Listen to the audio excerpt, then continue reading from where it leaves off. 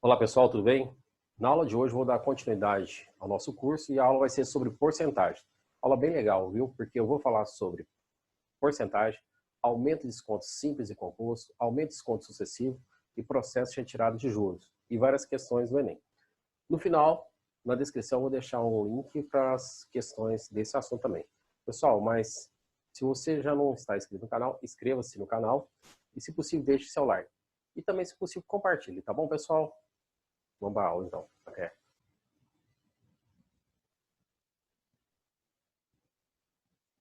Porcentagem.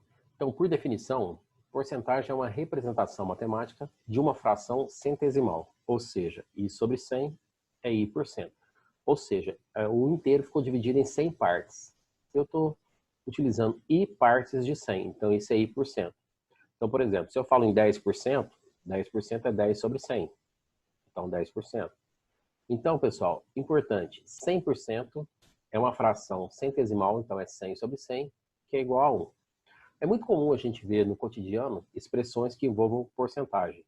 30%, 70%, 50% de desconto, ou gráficos que mostram uma situação. Então, por exemplo, vegetação nativa, o cara colocou aqui, 66,3%. Área explorada, 30,2%. De que forma que essa área explorada está dividida? Então, 8, 3,2, 9%. Então, pessoal, a porcentagem é muito comum no nosso dia a dia. Quando a gente vai comprar uma mercadoria, o cara pode dar um desconto de 10%. Então, o que representa um desconto de 10% na mercadoria? A conta de energia elétrica sofreu uma variação, um aumento de 5%. Então, o que isso vai impactar na nossa conta? Então, porcentagem é algo do nosso cotidiano.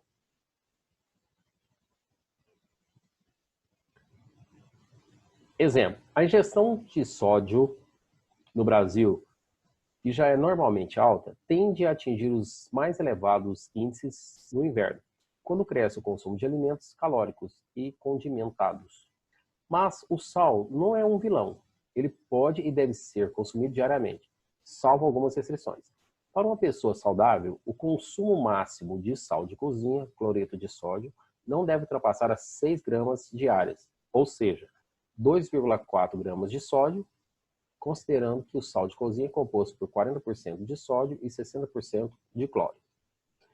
Considere uma pessoa saudável que, no decorrer de 30 dias, consuma 450 gramas de sal de cozinha. O consumo médio diário excede ao consumo máximo recomendado diariamente em...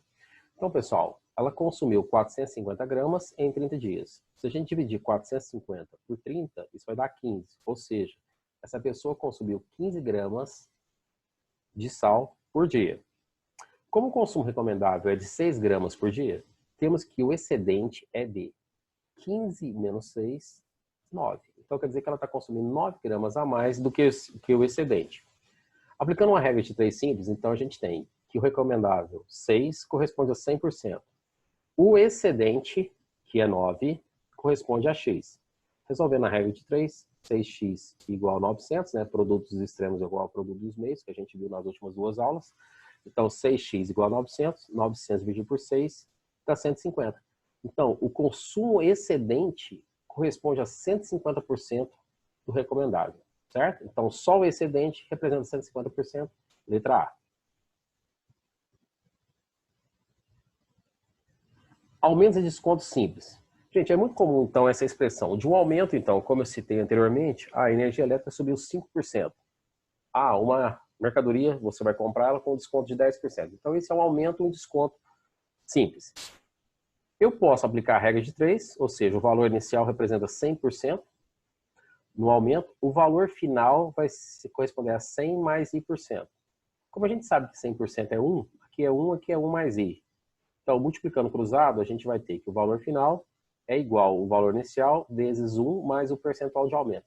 Então, essa fórmula aqui substitui a regra de 3.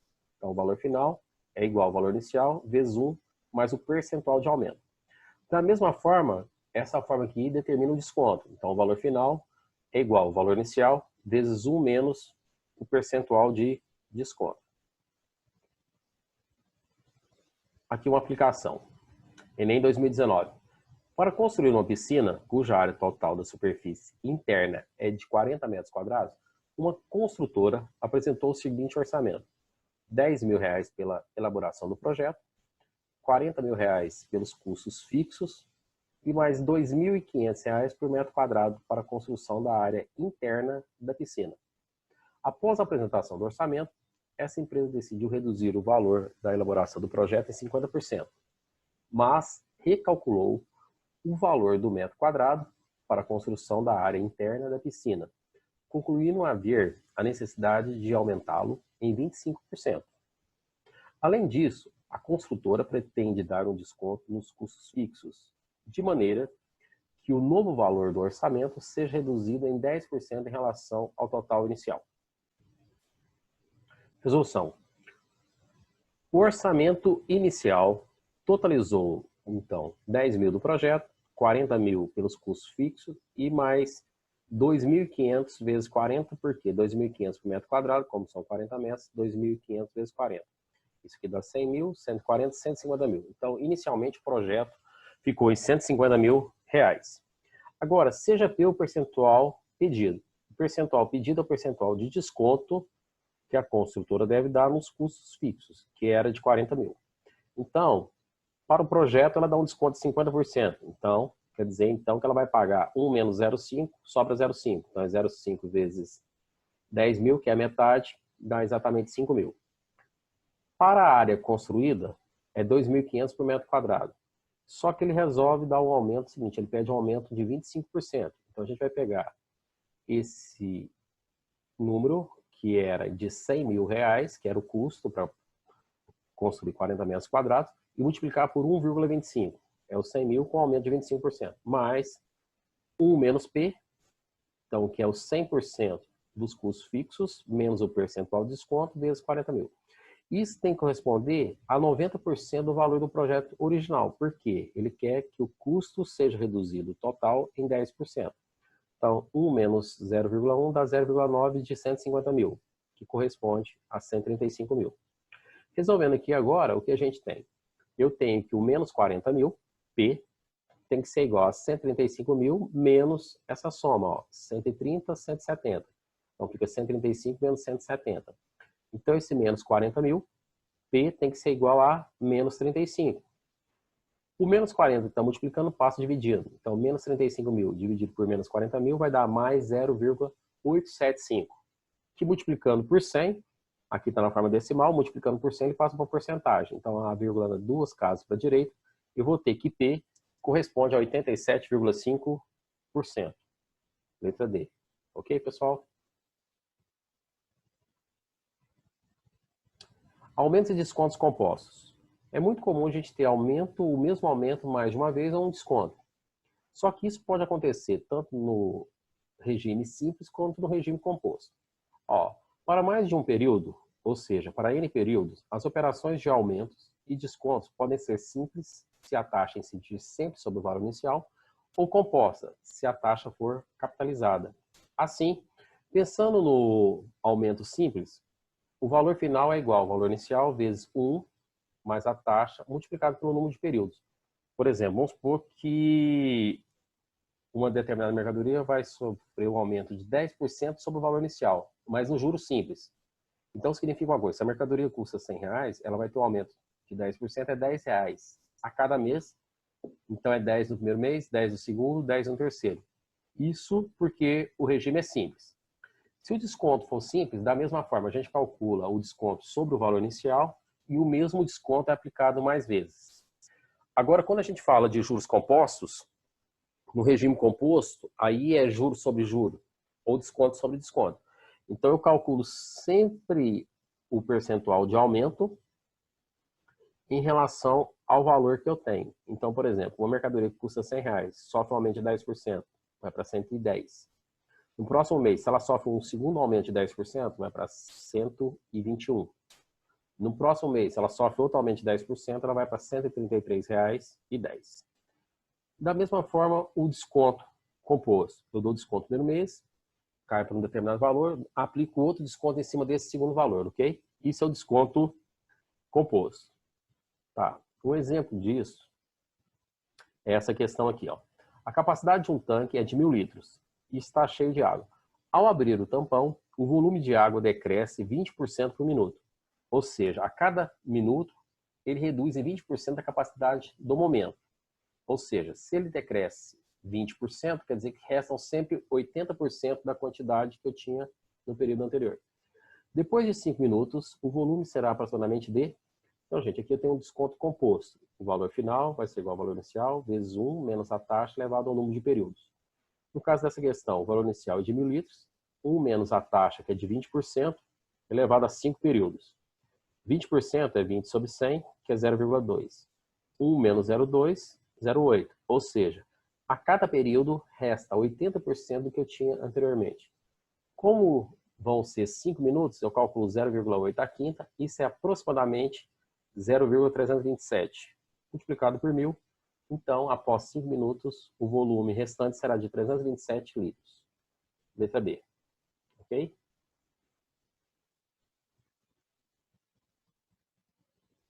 Importante. O procedimento matemático de retirar uma taxa de juros que foi aplicada para determinar um valor futuro é diferente do processo apresentado no desconto. Então, pessoal, quando a gente vai calcular um desconto, a gente pega o valor final, ele é igual ao valor inicial, vezes 1 menos a taxa. Já o processo de retirada de juros, a gente vai falar que o valor inicial vai ser igual ao valor final dividido por 1 mais a taxa de juros aplicada. Quer ver um exemplo simples disso? É assim. Por exemplo, você tem uma mercadoria que custa R$100 e aumenta 20% dela, ela vai para 120. Então, se você retirar 20% de 120, isso vai voltar para 96, não volta a 100. Então, o certo seria, o valor inicial tem que ser igual ao valor final, que é de 120, dividido por 1 mais 20%, que é a taxa de juros, certo? Se eu dividir agora 120 por 1,2, eu vou encontrar o 100. Volto no valor correto, ok, pessoal? Então, esse sistema de retirada de juros é muito aplicado no sistema price de financiamentos, tá bom? Onde PV é o valor presente, PMT é o valor da parcela e é a taxa percentual. Mas então lembre disso, pessoal, se eu quero fazer o dinheiro andar no tempo, ou seja, antecipar um valor, eu vou dividir o valor final por 1 mais a taxa percentual aplicada. Exemplo. Nessa questão do Enem, o cara fala, um empréstimo foi feito a taxa mensal de I%, usando juros compostos em 8 parcelas mensais e iguais a P. O devedor tem a possibilidade de quitar a dívida antecipadamente a qualquer momento, pagando para isso o valor atual das parcelas ainda a pagar. Após pagar a quinta parcela, resolve quitar a dívida no ato de pagar a sexta parcela. A expressão que corresponde ao valor total pago pela quitação do empréstimo é... Pessoal, é interessante notar que ele fala, após pagar a quinta parcela, resolve quitar a dívida no ato de pagar a sexta. Ou seja, a sexta parcela tem juro ainda. Ele só vai antecipar a sétima e a oitava, porque ele vai quitar a dívida no ato, no dia do vencimento da sexta parcela. Então, ó, valor da dívida após 5 pagamentos. Ainda falta a parcela 6, a parcela 7, a parcela 8. Considerando P o valor de cada parcela, no ato da sexta parcela, o valor da dívida é... Então, o que a gente precisa fazer? Eu preciso pegar essa parcela P, que é a sétima e a oitava, e fazer o dinheiro andar no tempo. Eu preciso antecipá-las. Como é que a gente vai antecipá-las? Eu vou pegar, então, ó, o valor da sexta parcela é P, o valor da sétima parcela vai ter que ser P dividido por 1 mais I sobre 100, que é o juro mensal dessa parcela. Então, eu estou antecipando a sétima parcela em 1 mês. Já a oitava parcela, que tem valor P, ela vai ter que ser antecipada por 2 meses. Por isso que eu divido por 1 mais I, que é a taxa mensal, elevado a 2, porque a gente está antecipando ela aqui, ó, do oitavo para o sétimo andou 1 mês, do sétimo para o sexto andou 2. Então, por isso que é P sobre 1 mais I elevado a 2. Como todas as parcelas têm P, eu posso colocar P em evidência. Então, P dividido por P fica 1. P mais 1 mais I sobre 100 dividido por P fica 1 sobre 1 mais I sobre 100. Mais a última parcela, dividido, ó, P sobre 1 mais I sobre 100 ao quadrado dividido por P, fica 1 mais I sobre 100 ao quadrado. Então, pessoal, o que a gente fez na questão foi antecipar a 7ª e a 8ª parcela e somar com a 6ª. A expressão que define essa resposta, então, tem que ser a letra A, né? P vezes 1 mais 1, então, 1 sobre 1 mais I sobre 100, mais 1 sobre 1 mais I ao quadrado. Antecipou as parcelas, tá? Então, esse foi o processo que a gente aplicou a ideia de retirada de juros. Aumentos e descontos sucessivos. O aumento sucessivo, gente, o que acontece? Eu posso pegar uma mercadoria que tem um valor inicial e aplicar um aumento a ela no primeiro mês, depois um segundo aumento no segundo, um terceiro aumento no terceiro e assim por diante. Da mesma forma, eu posso aplicar descontos diferentes. Um desconto I1% no primeiro mês, I2 no segundo, IN no enésimo mês. Então, eu posso criar essa expressão matemática que define já o aumento ou desconto sucessivo. Também posso mesclar as duas fórmulas e calcular aumento e desconto. Por exemplo, uma mercadoria tem um aumento I1% no primeiro mês, I2 no segundo mês e um desconto IN no enésimo mês. Então a gente multiplica por 1 menos I, ok?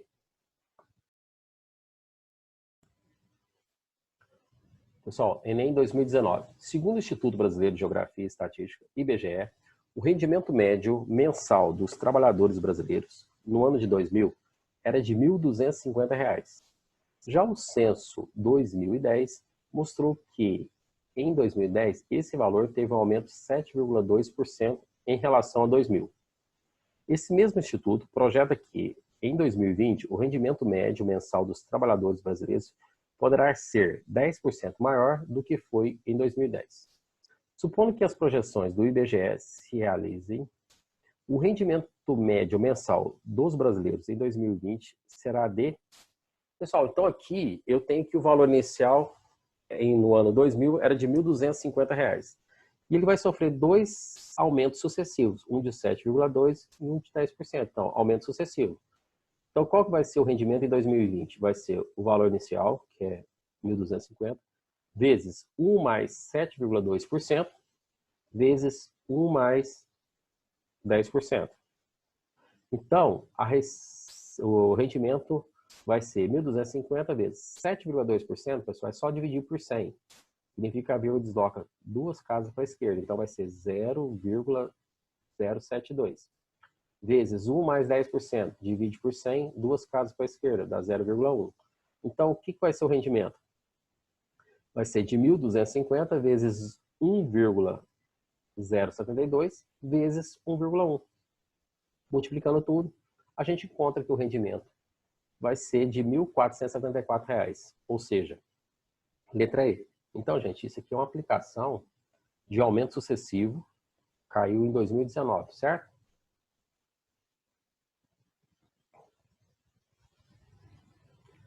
Pessoal, então aqui é o fim, tá? Eu vou deixar, então, na descrição do vídeo, um link para a lista de exercício a respeito de porcentagem. Ok, pessoal? Até a próxima.